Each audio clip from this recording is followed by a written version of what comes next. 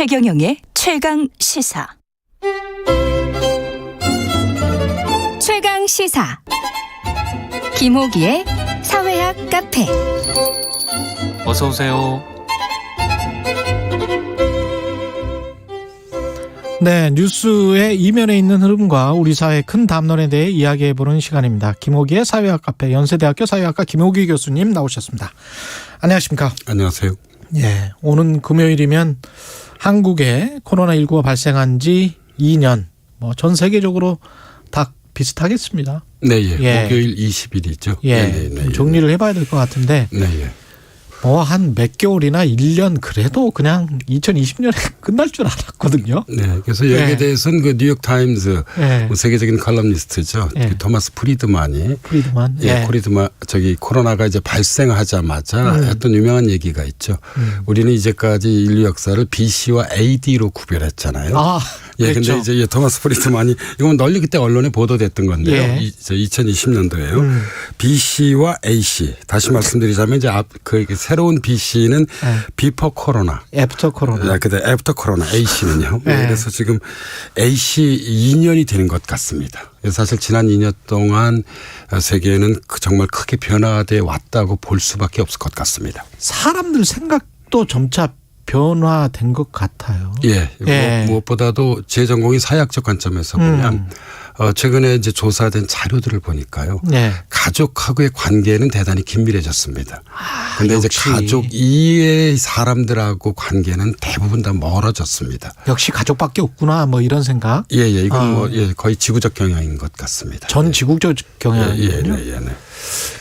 또 주목해 볼 만한 것도 있을 것 같은데 각 나라마다 방역 시스템이나 이런 게 달라서 초기에 네.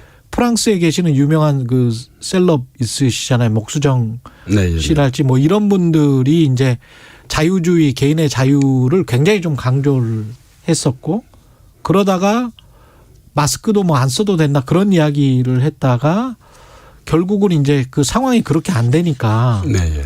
그게 이제 자유주의와 공동체주의가 많이 이렇게 서로 충돌하는 것 같기도 했고 K 방역에 그 답답함을 호소하는 사람도 있었다가 또 이거 좋다고 하는 사람도 있었다가. 네. 예. 일단은 이제 두 개의 방역이 중요한데요. 하나는 의학적 방역이고 다른 하나는 경제적 방역인데. 예. 의학적 방역부터 좀 말씀드려 보자면 그러니까 제가 지난 9월부터 12월까지 미국 캘리포니아에 있었잖아요. 예. 근데 캘리포니아의 경우에는 실내에서는 마스크 착용이 의무입니다. 그런데 실외에는 개인의 선택에 맡겨뒀습니다. 그런데 캘리포니아 주정부가 그러니까 우리가 마스크를 벗고 다닐 때 코로나의 어떤 그런 감염 위험이 높다는 걸 모를 리 없죠. 그런데 그렇죠. 이것은 이제 사생활 보호라고 하는 예. 우리하고 또 다른 어떤 미국의 사회문화적 특성들이 반영되어 있다고 볼 수 있습니다. 그래서 사실 방역에는 왕도는 없는 것 같습니다. 왕도는 없다. 예. 이걸 먼저 말씀드리고 싶고요. 예. 두 번째는 이제 그럼에도 불구하고 2년이 지난 현재의 시점에서 성적표는 한번 돌아볼 필요는 있을 것 성적표. 우리는 잘했나? 예. 그러니까 이 15일 기준으로 제가 좀 자료를 몇 개 적어왔습니다. 예. 그래서 객관적인 이제 이 팩트가 중요하기 때문에요. 전 세계 확진자는 3억 1,800만 명입니다. 3억. 예. 그리고 3억. 예, 사망자는 550만 명입니다. 550만 명. 하루 평균 7,500명 정도가 코로나로 세상을 떠나고 있습니다. 이건 정말 우리 인류가 직면한 제가 보기에는 지난 20세기부터 보자면 예. 제1차 세계대전, 제2차 세계대전 그 이후에 이 대단히 커다란 시련입니다. 그리고 이제 어제 기준으로 한번 봤습니다. 예. 사망자입니다. 미국은 85만 명, 브라질은 62만 명, 인도는 49만 명, 러시아는 31만 명, 멕시코는 30만 명, 영국은 15만 명, 이탈리아는 14만 명, 독일은 12만 명이었고요. 예. 일본은 18,000명, 우리나라는 6,300명이 넘어섰습니다. 예. 그래서 일본도 많이 죽었네요. 예. 일본의 인구가 1억 2천만 정도 되고요. 예. 우리가 5,200만 정도 되고요. 영국이 이제 15만 명, 독일이 12만 명인데 영국은 6천만이 좀 넘고요. 독일은 한 8,300만 되고요. 이 무려 85만 명이 사망한 미국의 경우에 인구는 3억 3천만 명 정도 됩니다. 그래서 이제 세 번째로 하나 더 덧붙여서 말씀드리자면 예. 결국 이 평가는 두 가지 방법이 있는 것 같아요. 예. 저기 지난 2년의 어떤 그런 이 코로나 방역에 대해서 하나는 비교적 방법입니다. 그러니까 이제 다른 나라와 비교할 때 확진자 사망자 이런 규모가 뭐 인구를 이제 그 고려해서요. 예. 예, 어떤 그런 하나의 평가 방법이 될 수 있고요. 또 다른 하나는 뭐 전자가 비교적 방법이라고 하면 이건 이제 절대적 또 이 방법도 있는데요.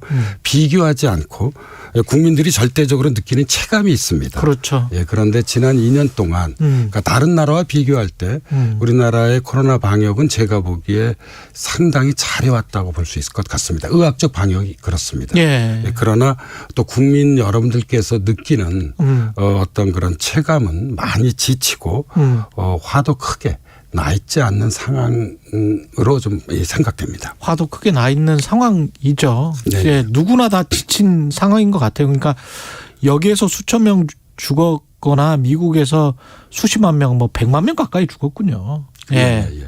그럼에도 불구하고 또 산 사람들이 느끼는 감정들은 또 그 개인마다 또 다를 수도 있을 것 다를 같고요. 수 있습니다. 예. 저는 이 코로나 감수성이라고 하는 개념을 좀 생각해 볼 수 있을 것 같습니다. 그러니까 우리나라 같은 경우도 어떤 분들은 사실 코로나 이전과 유사한 사회생활을 그냥 계속 하고 계세요. 그렇죠. 예. 예. 뭐 사람 직업에 따라서. 예, 많이 만나고. 예. 그런데 또 어떤 분들은 사실 제가 보기에는 지난 2년 동안 식당도 한 번 가지 않은 분들도 분명 전 계실 거라고 생각합니다. 무서워서. 예. 무서워서. 그러니까 이게 일종의 이제 코로나 감수성인데요.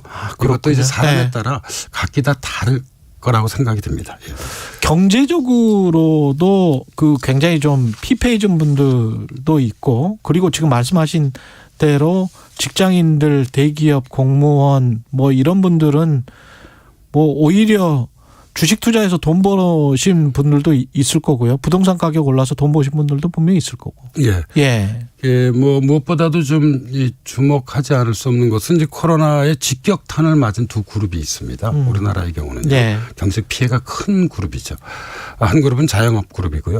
다른 한 그룹은 이제 비정규직 그룹입니다. 여기서 소득 보전을 위해 정부가 노력하고 있지만 이미 벌어진 어떤 그런 불평등을 줄이려면 이제 상당한 시간이 요구됩니다. 예. 게다가 이제 제가 보기에 이 코로나 시대에 매우 중요한 어떤 현상 중에 하나가 언택트 사회와 언택트 문화가 크게 확장되고 심화되었다는 점인데요. 예. 그래서 저는 이러한 어떤 변화들이 코로나가 끝난다고 하더라도 원래의 자리로 되돌아갈 거라고 생각지 않습니다. 예를 들어 뭐 적지 않은 가정에서 지금 이 음식들 같은 경우는 대부분 다 배달해서 드시고 계시잖아요.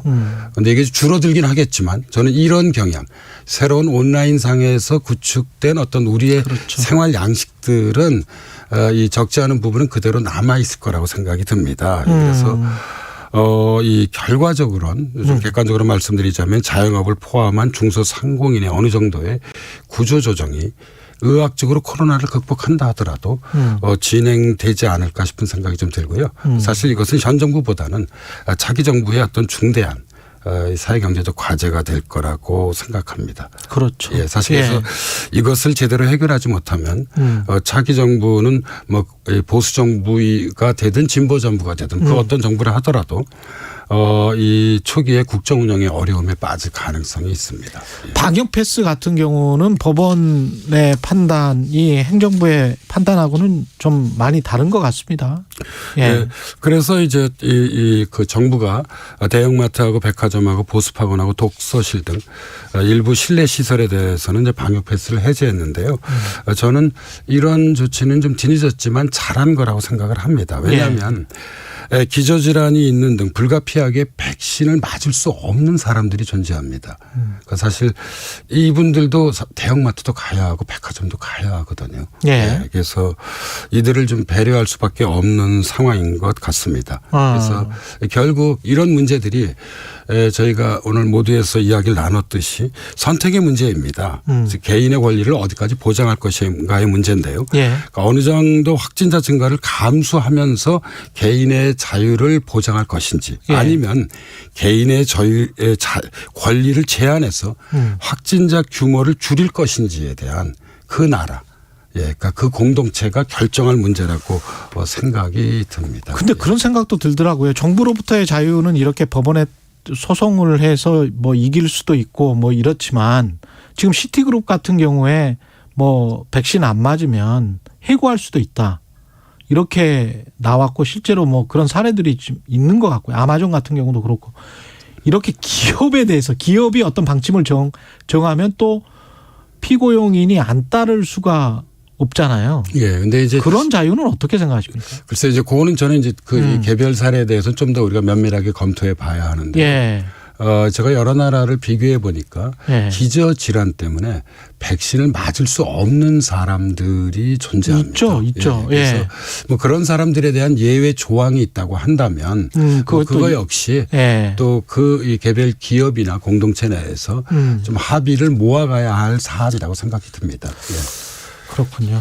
이 코로나 사태 장기화되면서 아까 정신적으로도 말씀하셨지만 화에 나 있고 이제 우울하다 뭐 이게 앞으로도 코로나19가 끝나고 그냥 같이 살자 코로나랑 바이러스랑 뭐 이런 상황이 돼도 좀 남아 있을까요? 어떻게 보십니까? 저는 이제 사실 올해부터는 특히 예. 심리 방역이 매우 중요하다고 생각합니다. 심리 방역이 중요하다. 예, 최근 예. 보건복지부가 발표한 지난해 코로나19 국민 정신건강 실태조사를 제가 좀 보니까요.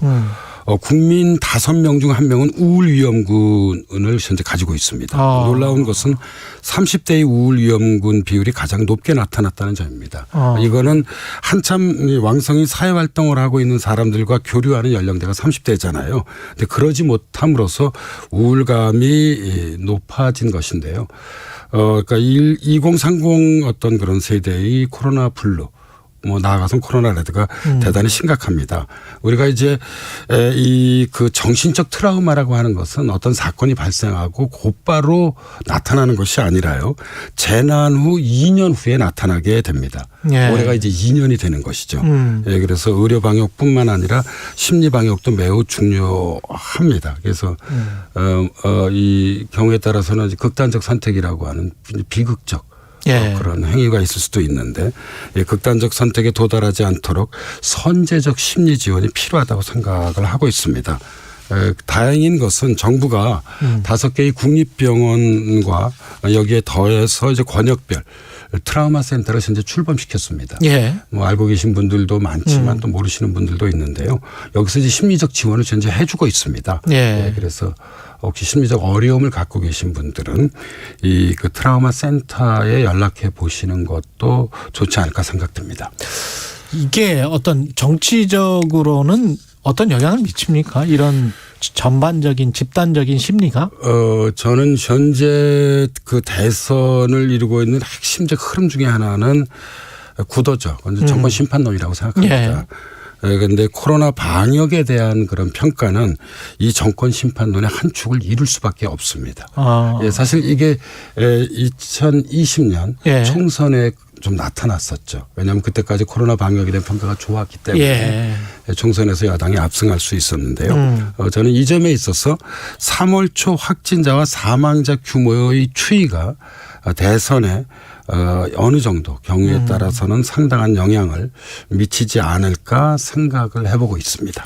개인도 좀 뭐랄까요 활기차게 그래도 생활을 해야 될 텐데 어떤 마음을 가지면 좋을까요? 예, 그래서 오늘 이 시간을 위해서 제가 김강규 시인의 희망이란 시를 한 구절 가져왔습니다. 읊어주시는군요. 고맙습니다. 사실 이 어려운 상황에서 희망을 이야기하는 게 좀 그렇긴 하지만요. 그럼에도 불구하고 우리가 희망을 포기할 수 없죠. 김강규 시인은 이렇게 얘기했습니다. 절망의 시간에도 희망은 언제나 앞에 있는 것. 어디선가 이리로 오는 것이 아니라 누군가 우리에게 주는 것이 아니라 싸워서 얻고 지켜야 할 것이다라고 노래했습니다. 희망은 누가 우리에게 주는 게 아니라 우리 스스로 지켜야 할 것입니다. 싸워서 지켜야 된다. 예, 그동안 사실 코로나 때문에 국민 여러분들께서 정말 많이 지쳐 계시고 화도 크게 나신 것을 알고 있지만 그럼에도 불구하고 우리가 희망을 포기할 수는 없을 것 같습니다. 그래서 우리 스스로 희망을 어떤 그런 지킬 수 있는 마음을 가졌으면 하는 이 바람을 가지고 있습니다. 싸워서 뭐 지킵시다. 예. 예, 바이러스 물러나라. 예, 오늘 말씀 잘 들었고요. 사회학 카페 연세대학교 사회학과 김옥희 교수님이었습니다. 네, 감사합니다. KBS 1라디오 최경영의 최강시사 듣고 계신 지금 시각 8시 45분입니다. 이 시각 출근길 교통정보입니다.